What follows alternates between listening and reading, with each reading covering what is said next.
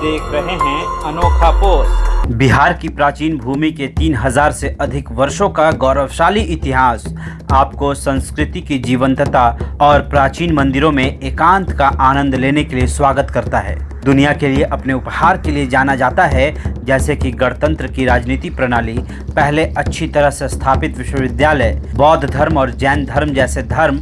यह सबसे पुराना बसेरा आपको देखने के लिए आकर्षण का एक विशाल सरणी प्रदान करता है। गंगा नदी और उसकी सहायक नदियों के पवित्र जल से सिंचित इस उपजाऊ भूमि में कई गुलों के फूल खिले हुए हैं। शहरीकरण के उछाल से अपेक्षाकृत अछूता राज्य बिहार में मंदिरों का पता लगाने के लिए, ताजा हवा को आराम और सांस लेने के लिए पर्यावरण के अनुकूल वातावरण देता है। बिहार दुनिया भर से प्रति वर्ष 6 मिलियन से अधिक मेहमानों का स्वागत करता है, जो ज्ञान और निर्वाण की भूमि में होते हैं और सैकड़ों बड़े और छोटे मंदिरों में आध्यात्मिकता के वास्तविक खिंचाव को महसूस करते हैं। बिहार आर्यभट्ट और चाणक्य जैसे विद्वानों की भूमि स्वतंत्रता और आध्यात्मिकता के आनंद का अनुभव करने वाली है।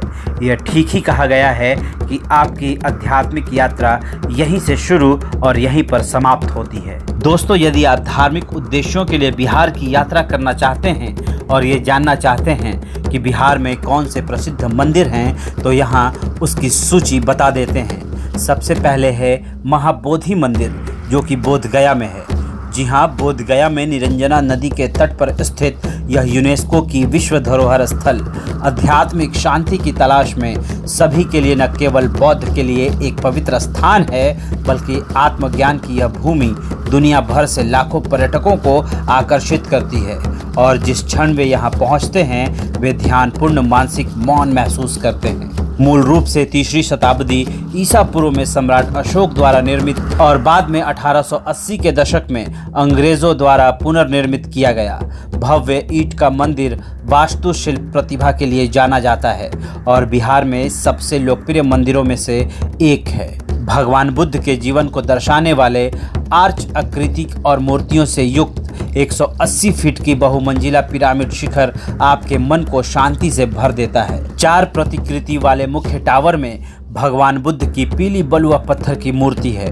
मुख्य मंदिर के अलावा आपके पास प्रसिद्ध बोधि वृक्ष है, जिसके नीचे लोग प्रकृति के साथ तालमेल बिठाने के लिए घंटों ध्यान लगाते हैं।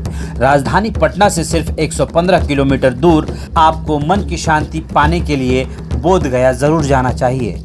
यह स्थान बिहार राज्य के गया शहर के बोधगया में है।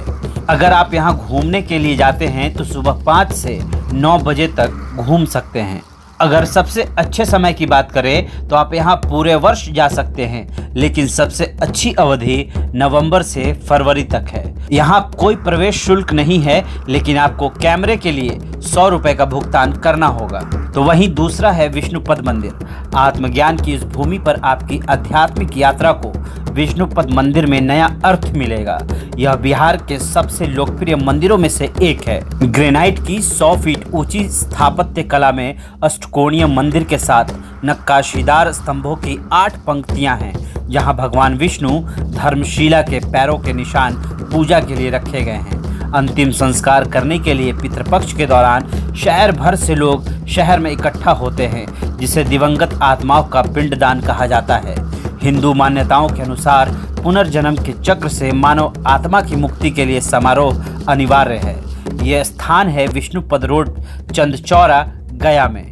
अगर यहाँ घूमने की बात की जाए तो सुबह 5 से रात 8 बजे तक जा सकते हैं। अगर सर्वश्रेष्ठ समय की बात करें तो पूरे साल जा सकते हैं, लेकिन हिंदू धार्मिक आयोजन करने के लिए पितृपक्ष के दौरान आना पसंद करते हैं। वहीं यहाँ किसी प्रकार का कोई प्रवेश शुल्क नहीं है। वहीं तीसरे नंबर पर है मंगला गौरी मंदिर। यदि आप पवित्र शहर गया में हैं तो आप बिहार के सबसे प्रतिष्ठित मंदिरों में से एक को याद नहीं कर पाएंगे। मंगला गौरी मंदिर भारत के 18 शक्तिपीठों में से एक है।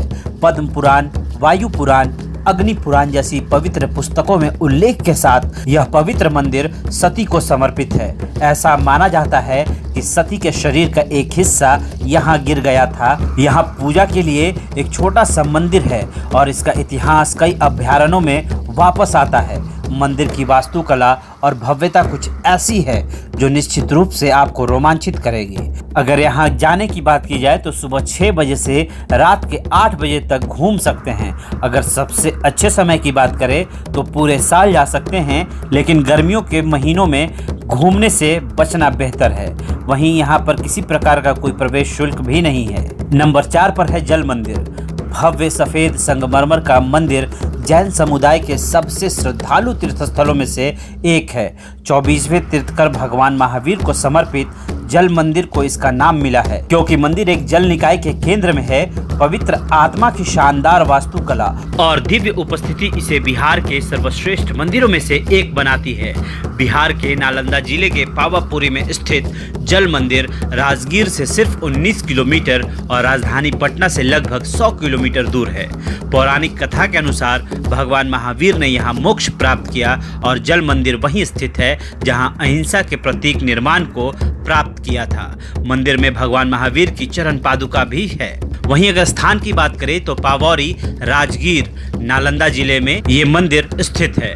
सुबह 6 बजे से लेके 8 बजे तक आप यहाँ घूम सकते हैं। सर्वश्रेष्ठ समय की बात करें तो हमेशा महान, लेकिन सर्दियों के महीनों में सबसे अच्छा हो सकता है। वहीं इसमें जाने के लिए कोई प्रवेश शुल्क नहीं है। अगर नंबर 5 पर बात करें तो मिथिला शक्तिपीठ। भारत नेपाल सीमा पर स्थित मिथिला शक्तिपीठ बिहार में सबसे प्रतिष्ठित मंदिरों में से एक है। पौराणिक कथाओं का सुझाव है कि यह देवी सती के बाएं कंधे यानी वामास्कंद के रूप में 52 पौराणिक शक्तिपीठों में से एक है।